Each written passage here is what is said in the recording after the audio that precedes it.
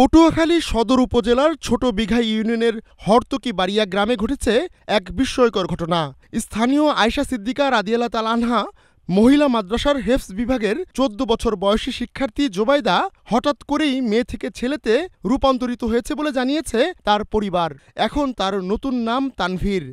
ঘটনাটি ছড়িয়ে পড়ার পর এলাকায় ব্যাপক চাঞ্চল্যের সৃষ্টি হয়েছে। আল্লাহরই মসজিদ, এটা আল্লাহই ভালো জানে, এটা আমাদের জানার আর কিচ্ছু নাই।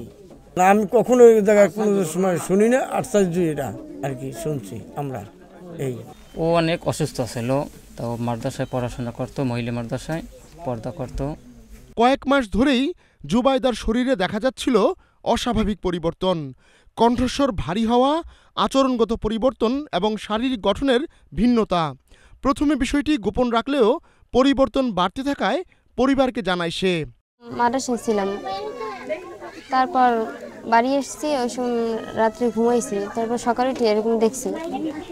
১.৫ মাস আগে এক সকালে ঘুম থেকে উঠে নিজের শরীরে হঠাৎ বড় পরিবর্তন অনুভব করে জুবাইদা।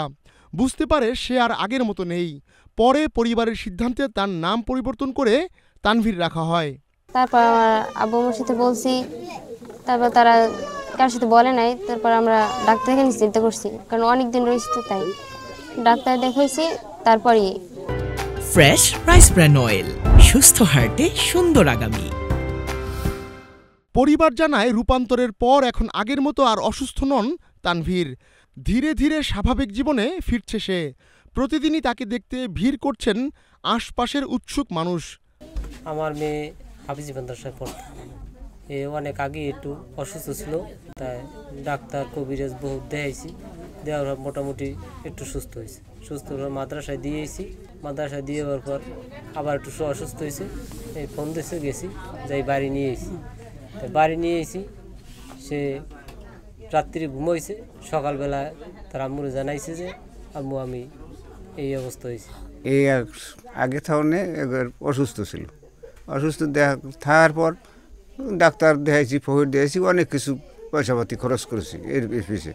তারপর দিয়ে একটু সুস্থ বাজতে পর মাদ্রাসা দিচ্ছি। হাফিজি মাদ্রাসা পড়তে হ্যাঁ রাখতাম জুবাইদা, ছোটোকালেতে নাম রাখছি জুবাইদা, আর এখন নাম রাখছি তানভীর হোসেন।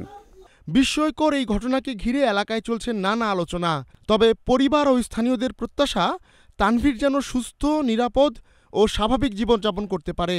আহমদুল্লাহ শিকদার, নাগরিক প্রতিদিন।